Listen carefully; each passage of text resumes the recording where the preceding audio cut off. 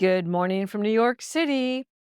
I've been having many conversations of late with friends who are dealing with parents whose lives have been turned upside down through illness, the loss of their spouse, or the loss of mental faculties, the ability to drive, or the residual artifacts from COVID that can be isolation or paranoia about allowing people into their home.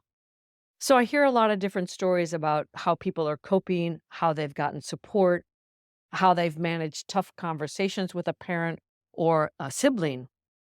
And I try to share them with my friends, right?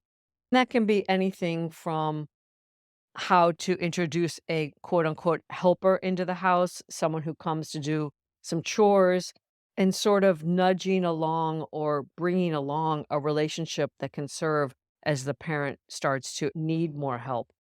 There are many examples I can give, but the one I'm gonna share today, which I think is really great, is this language my friend Dana uses, and she talks about coping ahead. And I just love that. Cope ahead. It's a terrific hack, and it doesn't have to be about an aging parent.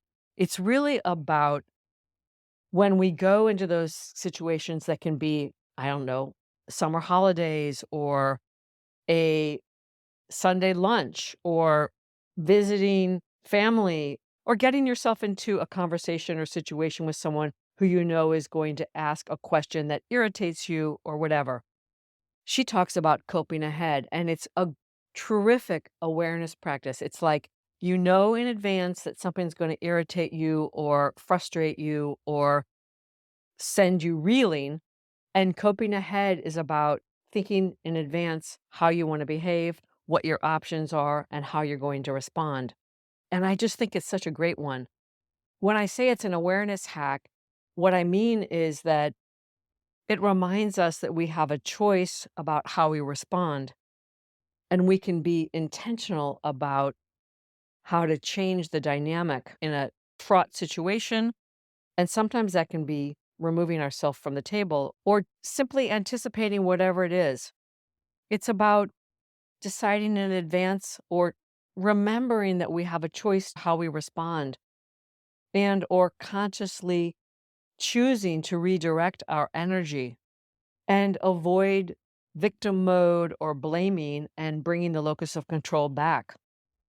It really can help us lighten up and reduce the anticipatory frustration or grievances or whatever it is.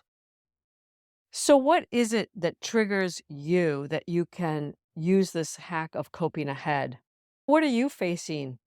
It could be your child coming home from college or a trip or a Sunday meal with your family.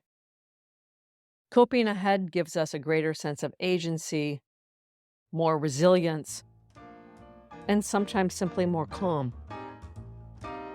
So, where can you cope ahead? I'll leave you with that thought.